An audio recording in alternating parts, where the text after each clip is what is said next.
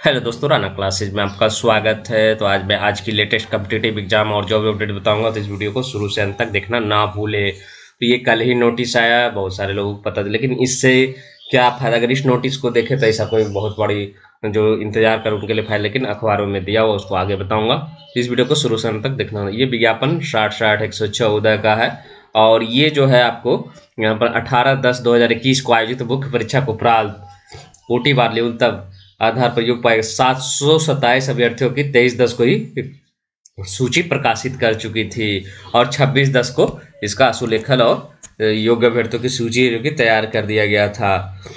तो उसके बाद ये नोटिस फिर क्यों आया है, तो यहाँ पर आप देख सकते हैं 2727 अभ्यर्थियों की सूची के तालुका ऐसे अभ्यर्थी जिन्होंने श्रेणी ए शारीरिक क्षमता जांच वाले पदों के लिए प्राथमिकता दी है, पूर्व दिनांक 31/3/2021 को प्रकाशित सूचीबद्ध की तालुका वाले जो कि कटवार अधिक है, जो कि अंक प्राप्त किए हैं कि सूची शारीरिक क्षमता जांच पर परीक्षा हेतु योग्य पाए गए हैं। तो यहाँ पर आप देख सकते हैं, मतलब क्या है कि वो रिजल्ट जो था वो अलग कर दिया गया। 727 में ही ये है, मतलब 727 में उधर जो दिया हुआ था स्टेनो और टाइपिंग की, और ये लोग फिर करेंगे शारीरिक दक्षता परीक्षा के लिए। तो ये 3 तक सहायक अवर निरीक्षक के लिए सेलेक्ट हुए हैं, अधिनायक निर्देशक 8 के लिए, ये मनरक्षी के लिए है जो कि 42 लोग है जो कि हुए हैं। तो ये जो है बहुत सारे लोग कह रहे थे कि शारीरिक दक्षता परीक्षा लगी हुई सभी ओवर एज वाले हैं, तो ऐसा नहीं है। पहले बार बार कहा है कि सिर्फ ओवर वाले का एज नहीं है, उसमें कह सकते हैं कि ओवर वाले एज वाले को बहुत कम ही रिजल्ट है। तो यहाँ पर भी आप देख सकते हैं कि इन लोगों को अब जो है फिजिकल पोस्ट के लिए जो कि उन्हीं रोल नंबर में, ये अलग से नहीं है। बहुत सारे लोग हैं जो कि अलग से कर रहे हैं कि जिनका है जो कि हो सकता है कि इनका रिजल्ट है जो कि आपको टाइपिंग और स्टेनो वाला में भी हो। तो आयोग के आवश्यक प्रमाण 292 आप 5/2016 द्वारा प्रकाशित शुद्धि पत्र के आलोक में अधिकतम आयु की गणना 23/1/16 के आधार पर किए जाने के बाद मनरक्षी पर वगैरह के क्षमता योग्य पाएंगे 121 अभ्यर्थी जो कि माप परीक्षण हेतु योग्य पाए गए हैं। तो ये जो है आपको 21 है जो कि बनरक्षी के लिए जो कि योग्य पाए गए हैं, और इसका लिंक और पोस्ट कोड 2 के तहत जो कि आशु सहायक अवर निरीक्षक के लिए 3 हो गए, और छूट गए थे उनका 1 है। उपरोक्त सूचियों में अंकित अभ्यर्थियों की शारीरिक क्षमता अल्प अवधि में अभी तक है जो कि कोई कार्यक्रम नहीं दिया गया है, लेकिन अखबारों में जो भी दिया गया है उसको देखते हैं। जागरण में यहाँ पर है बीएसएससी ने जारी किया पीईटी का परिणाम। तो बिहार कर्मचारी चयन आयोग की प्रथम इंटर स्तरीय संयुक्त परीक्षा के लिए 13,140 पदों पर नियुक्ति के लिए प्रक्रिया जारी है। आयोग की ओर से प्रथम चरण की टाइपिंग और दस्तक प्रक्रिया है जो शारीरिक प्रक्रिया पूरी की जाए। रविवार को आयोग के सचिव ओम प्रकाश बाल ने शारीरिक दक्षता परीक्षा के लिए रिजल्ट जारी कर दिया। सफल अभ्यर्थियों को परीक्षा के लिए तैयार रहने कहा गया। आयोग के अनुसार इन्हें 2-3 दिनों की सूचना पर शामिल होना। संभावना जताई जा रही है कि दिवाली और छठ के बीच में, मतलब 5 से लेकर आपको 9 तारीख तक के बीच में है जो कि आपको शारीरिक दक्षता परीक्षा ये सब हो सकती है। काउंसलिंग कब होगी? तो जो नोटिस दिया गया था कि आपको फर्स्ट वीक में होगी, वो नहीं होगी। अब क्या होगी, राज्य के 42 शहरों में जो कि 13,140 जो दिया गया था, स्क्रीनिंग की जानी है 13,140 को। तो काउंसलिंग के लिए स्क्रीनिंग के बाद आयोग है जो कि लगभग 10% है जो कि एक्स्ट्रा है जो कि बुलाएगा। और ऐसे में जो प्रक्रिया आप भी समझ रहे हैं कि जब छठ के पहले तक परीक्षा ही होगी, तो रिजल्ट जो है निश्चित रूप से 15 नवंबर के बाद ही संभव। मैंने बताया था कि तीसरे सप्ताह तक है जो कि आपकी रिजल्ट जो कि जारी हो सकती है। तो ये 2 सप्ताह तो ऐसे, ये तीसरे सप्ताह ऐसे भी हो रहा, मतलब अब क्योंकि परीक्षा की तिथि अभी तक घोषित नहीं की गई, क्योंकि हो सकता है शारीरिक दक्षता परीक्षा के लिए जो कि अनुमति नहीं मिली हो किस गृह विभाग से। तो ये है कि कम से कम एक अच्छी खबर है कि आपको सूचना है जो कि तुरंत दी जा रही है। और शारीरिक दक्षता परीक्षा का जब तक नहीं आया था तब तक लग रहा था कि सिर्फ अगर स्टेनो और टाइपिंग की होगी, अगर शारीरिक दक्षता जब तक नहीं होगी तब तक आपकी काउंसलिंग नहीं होगी। तो कम से कम एक प्रक्रिया तो तय है कि आपकी इसी माह है जो कि हर हाल में है जो कि वो भी तीसरे से चौथे सप्ताह तक 15 नवंबर काउंसलिंग संभव है। और फिर काउंसलिंग कितने दिनों तक चले तो ये आयोग पर निर्भर, लेकिन कम से कम है जो कि लगभग 20 से 30 दिन तक भी चल सकते, क्योंकि संख्या बल काफ़ी है। और ज्वाइनिंग है जो कि आपको जिस तरह कल अखबारों में जो माननीय मंत्री कह रहे दिसंबर, तो संभव तो दिखता नहीं लग रहा, लेकिन जनवरी फरवरी में आपकी ज्वाइनिंग हो सकती है। अब आते हैं दूसरी खबरों पर। तो दूसरी पीजीआई में 800 से ज़्यादा पदों पर जल्द होगी भर्तियां। तो पीजीआई में 800 से ज़्यादा पदों पर ये जो कि अगले माह है जो कि भर्ती का विज्ञापन जारी करेगा।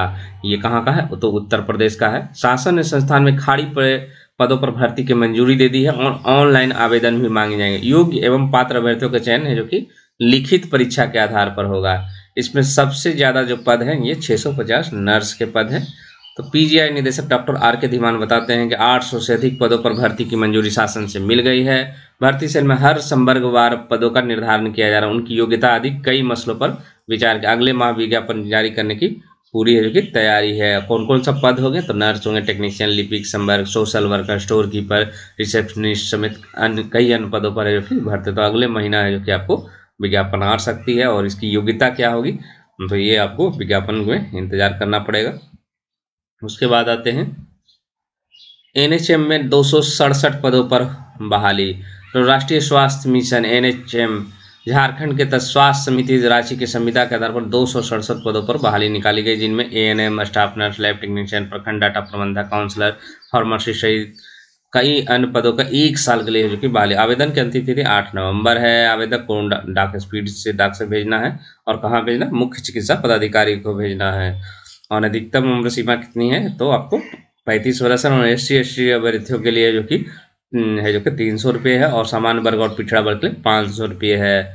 और कहाँ जमा करना है? तो district rural health society Ranchi के खाते में जमा। बिना शुल्क वाले आवेदन पर विचार नहीं किया जाएगा।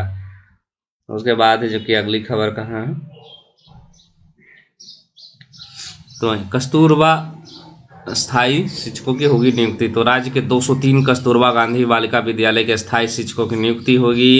यहाँ है जो कि कक्षा 9 से जो कि 12वीं तक के लिए शिक्षक नियुक्त किए जाएंगे। स्कूली शिक्षा एवं साक्षरता विभाग ने इसके लिए प्रक्रिया शुरू कर दी है। शिक्षा विभाग ने शिक्षक नियुक्ति नियमावली तैयार की, जिसे शिक्षा मंत्री जगन्नाथ महतो ने सहमति दे दी है। कैबिनेट से स्वीकृति मिलने के बाद नियमावली लागू हो जाएगी और कक्षा 6 से 12 तक इसमें पढ़ाई होगी। जानकारी के अनुसार राज्य के +2 विद्यालय स्कूल में शिक्षक नियुक्ति के लिए तय योग्यता प्रावधान के अनुरूप परीक्षा ली जाएगी। वर्तमान में घंटी आधारित शिक्षक है जो कि कार्यरत हैं। तो अभी कितने हैं? 150 रुपये प्रति घंटी इनको मिलता है। और स्कूल चिन्हित करने का निर्देश दिया गया है। तो बाद में कक्षा 9 और 10 और 11वीं 12वीं का भी पढ़ाई शुरू हो गई है। तो 3 संकायों में पढ़ाई होगी +2 स्तर में। विज्ञान वाणिज्यिक संकाय में छात्रों की संख्या कम है, ऐसे में +2 स्तर की किस संकाय में पढ़ाई उसके लिए विद्यालय को चिन्हित करने के लिए कहा गया। मतलब ये नियमावली बनेगी तो निश्चित रूप से जो कस्तूरबा 203 कस्तूरबा गांधी बालिका विद्यालय उसमें बहाली जो स्थायी रूप से होगी। तो ये रही आपको BSSC CGL 3 की जो नोटिस आई है। तो कम से कम एक उम्मीद जगी है कि प्रक्रिया है जो कि चरण में। और अन्य पदों पर जो है आपकी जहाँ तक बात है विज्ञापनों की, तो BSSC CGL 3 हो गया, आपको इंटर लेवल सेकंड हो गई, ITI इंस्ट्रक्टर हो गई, हाई कोर्ट असिस्टेंट हो गया। तो बहुत सारी वैकेंसियां उम्मीद थी कि इस साल है जो कि आएगी, लेकिन इस साल आने की उम्मीद है जो कि धूमिल हो रही है। तो क्या बिहार दरोगा और बिहार पुलिस की बहाली इस साल? तो ऐसा कोई हलचल नहीं है कि इस साल है जो कि आपको निकाला जाए, ना ही तो चुनाव है, ना ही कुछ ऐसे हड़बड़ी है। तो वो अब है जो कि आपको बड़ी जो वैकेंसियाँ खासकर वो अगले साल इंतजार करना पड़ेगा। और BPSC है जो कि क्योंकि पंचायत चुनाव में है जो कि BPSC की बहाली है जो कि जारी हो गई है। और 23 जनवरी को इसको परीक्षा है। तो आप लोग करेंट अफेयर्स और बिहार स्पेशल पर है जो कि खासकर ज़्यादा फोकस करें, जिससे कि है जो कि ज़्यादा से ज़्यादा है जो कि मार्क्स आज के, क्योंकि अब कट ऑफ का अंदाजा है जो कि लगाना मुश्किल है कि 100 ही जाएगा या 104 जाएगा, 108 जाएगा। इसलिए आप लोग अपने मन से तैयारी करें और सेट प्रैक्टिस करते हैं। और बिहार दरोगा के अभ्यर्थी भी जो कि क्योंकि उनका तो परीक्षा पहले है 26 दिसंबर को, और 11 दिसंबर को जो कि एडमिट कार्ड भी जारी हो जाएगा। तो निश्चित रूप से आप लोग जो कि वेट कर लें और आपको जो कि सेट प्रैक्टिस पर बिल्कुल ध्यान दें। और इसमें तो इसी के साथ धन्यवाद।